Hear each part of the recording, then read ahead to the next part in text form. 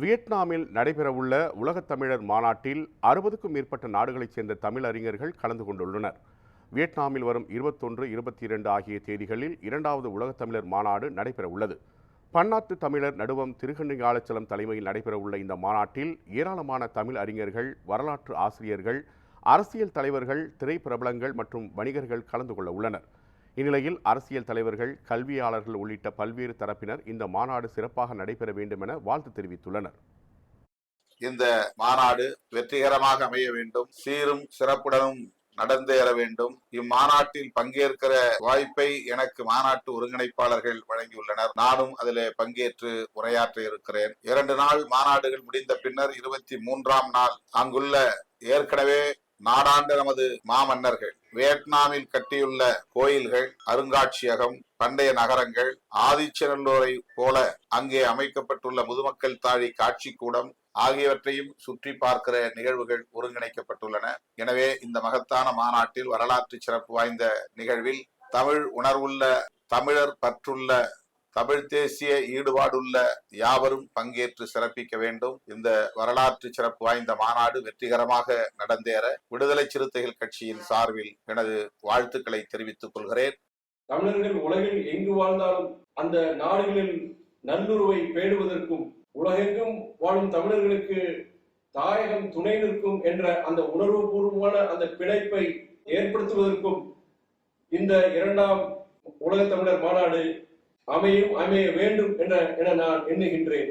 இந்த 2ஆம் உலக தமிழர் மாநாட்டின் ஒருங்கிணைப்பாளர்களுக்கும், மீடியா பார்ட்னராக இந்த நிகழ்வை உலகெங்கும் எடுத்துச் செல்லவிருக்கும் நமது நியூஸ்7 தமிழ் தொலைக்காட்சிக்கும் என் பாராட்டுகளை நான் வழங்குகின்றேன். உலகத்தின் பல முனைகளில் நம்முடைய தொப்புள் கொடி உறவுகள், தமிழர்கள் வாழ்ந்தாலும் அவர்களுக்குரிய அந்த தனித்துவ பண்பாட்டோடு, நாகரிக தொன்மையோடு, வளம் கொழிக்கும் இலக்கிய இலக்கணம் பெருமிதம் கொண்ட நம்முடைய மொழியை இன்றைக்கு உலகத்தின் பல்வேறு மொழியில் அறிஞர்கள் பாராட்டுகிறார்கள். அவர்கள் இன்றைக்கு நம்முடைய மொழியின் பெருமைகளை, நம்முடைய வரலாறுகளை அவர்கள் தெரிந்து கொள்கின்ற போது ஆச்சரியப்படுகிறார்கள். அவ்வளவு ஒரு சிறப்புமிக்க இனத்தில் பிறந்த நாம் இந்த மொழி வளர்ச்சிக்கு, இந்த இனத்தின் வளர்ச்சிக்கு, நாளைய தலைமுறைக்கு இந்த மொழியின் பெருமைகளை, இதனுடைய வரலாற்று எச்சங்களை இன்னைக்கு வியட்நாமாக இருக்கட்டும், கம்போடியாவாக இருக்கட்டும், இந்தோனேஷியாவாக இருக்கட்டும், மலேசியா, சிங்கப்பூர் உள்ளிட்ட உலகத்தின் பல்வேறு நாடுகளிலே நம்முடைய முன்னெத்தியர்களாக இருந்த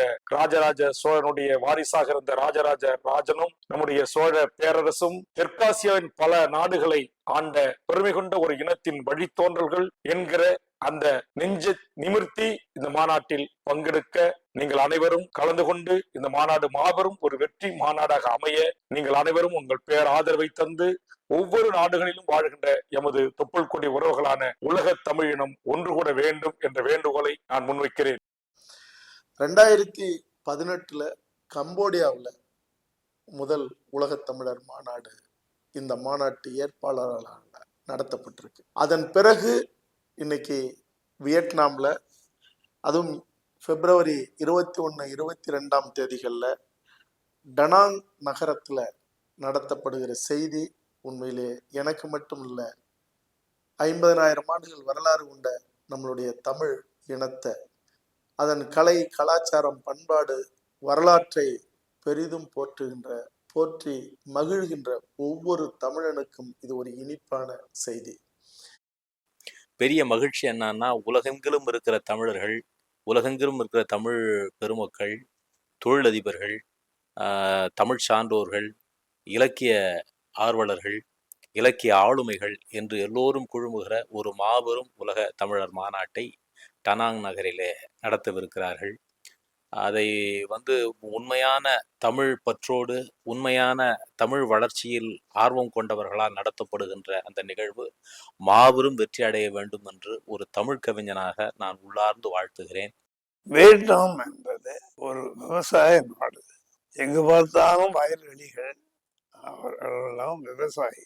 இந்த நேரத்தில் இதில் கலந்து கொள்ளும் தமிழர்களுக்கு சொல்கின்றேன், நண்பர்கள் சொல்கின்றேன், உறவினர்கள் சொல்கின்றேன், இதில் எல்லோரும் கலந்து கொண்டு இந்த விழாவை மிக சிறப்பாக நடத்த எல்லோரும் ஒத்துழைக்க வேண்டும் என்று கேட்டு, பிஜேபி உலக தமிழ்ச்சங்கம் மூலமாக எனது வாழ்த்தையும் வணக்கத்தை தெரிவித்துக் கொள்கிறேன்.